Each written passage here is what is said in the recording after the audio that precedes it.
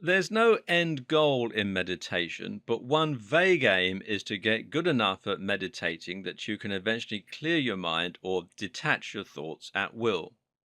This way, you can prevent yourself from being distracted by unwanted thoughts whenever you want to be. I like to call this bubble time. Now, bubble time is the name for the small segments of time that I give myself throughout the day when I can be completely relaxed.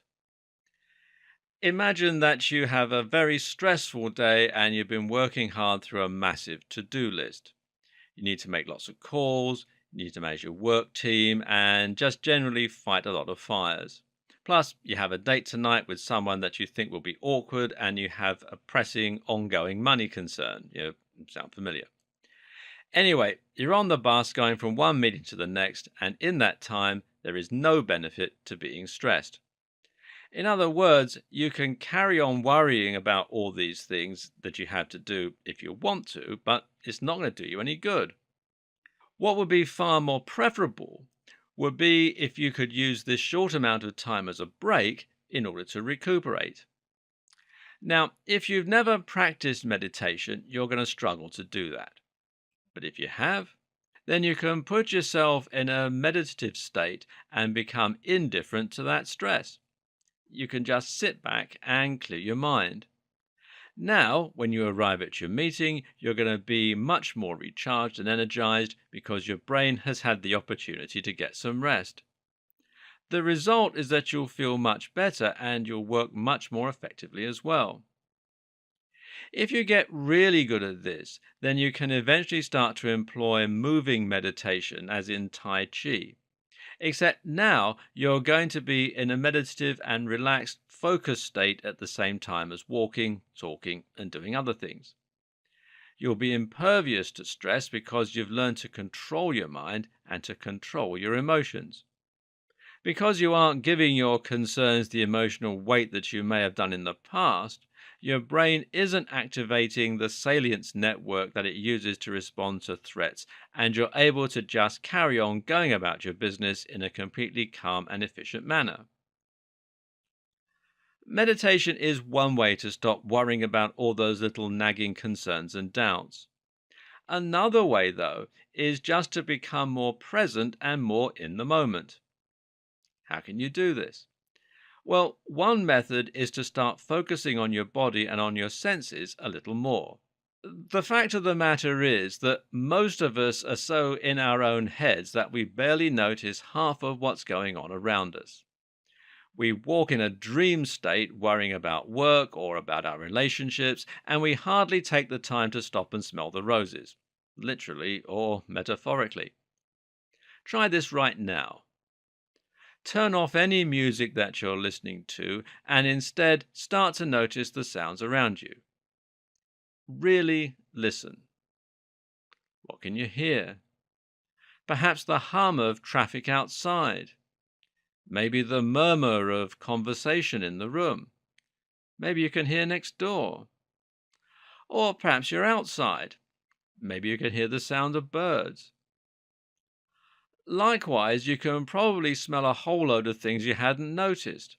And if you take the moment to feel your own body, then you can probably notice the sensation of the seat pushing into your legs and into your buttocks. Maybe you can feel the blood filling your face and making you feel hot, or perhaps there's a cool wind blowing against you. What direction is it heading? Listen to the sounds of your own breathing and feel your abdomen expand and shrink as you do so. Once you do this, you'll find that you stop worrying about what's going on around you, and you'll start to appreciate your environment a little more. There's so much that you normally miss. You can try doing this on walks too.